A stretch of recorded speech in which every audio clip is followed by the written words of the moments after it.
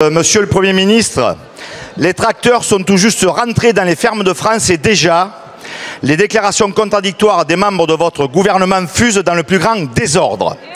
Si vous pensez avoir berné les agriculteurs ou avoir acheté leur silence, vous faites là une grave erreur. Soyez conscients que sans traduction de vos paroles en actes d'ici le salon de l'agriculture, le retour de manivelle sera terrible.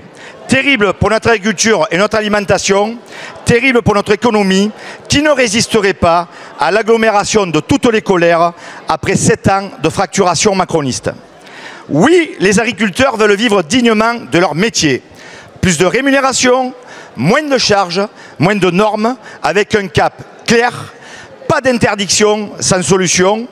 Stop à la surtransposition à la française. Arrêtez d'emmerder les agriculteurs et les éleveurs français. Contrôlez plutôt les rayons et les containers. On n'en peut plus de cette concurrence déloyale, de ces produits qui ne respectent pas les mêmes normes que nous. Juste échange, réciprocité des normes, exonération de charges sur la main-d'œuvre saisonnière et permanente, choc de simplification, réparation de l'injustice des retraites agricoles, prédation, GNR, éco-phyto, application stricte de la loi Egalim, les solutions existent, c'est d'abord et toujours, avant tout, une question de volonté politique.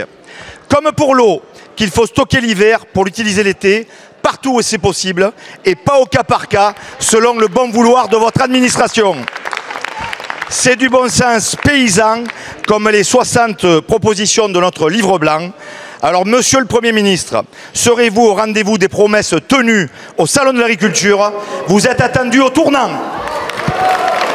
Je vous remercie, mon cher collègue. La parole est à Monsieur Marc Fesneau, ministre de l'Agriculture. Merci Madame la Présidente, Mesdames et Messieurs les députés. Monsieur le député Brun, vous avez fait la liste des sujets que nous avons mis nous-mêmes sur la table et ne croyez pas que nous considérions ni le Premier ministre, ni le Président de la République, ni les membres du gouvernement que nous ayons fini avec cette crise.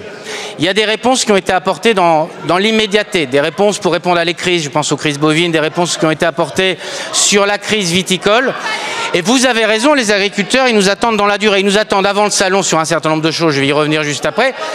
Et pardon de vous dire, ils nous attendent après le salon, parce que 20 ou 30 ans de difficultés qui ont été posées sur la table, il faut dès à présent faire ce que nous pouvons faire et s'inscrire dans la durée.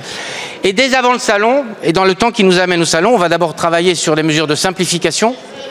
Nous avons dès à présent un certain nombre de mesures qui ont été posées et indiquées par le Premier ministre sur les délais de recours, sur les procédures qui sont trop lourdes, et puis nous faisons un travail avec les organisations professionnelles départementales, sous l'égide des préfets, pour regarder tout le champ de simplification qu'on doit ouvrir.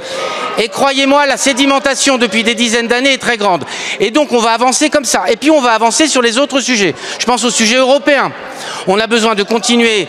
J'ai entendu ce qu'a dit la présidente von der Leyen sur la nécessité de réouvrir le champ du dialogue et le champ de la coopération au niveau européen pour faire en sorte que la politique agricole, elle permette à la fois la transition, mais de s'assurer de la souveraineté agricole. C'est de ça sur lequel on a besoin de travailler ensemble.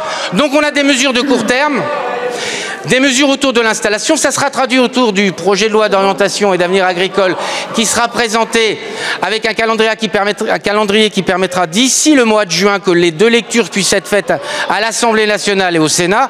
C'est ça le calendrier. Je suis sûr que vous apporterez votre contribution pour à la fois engager la transition, mais engager aussi la volonté de souveraineté que nous partageons, je le crois.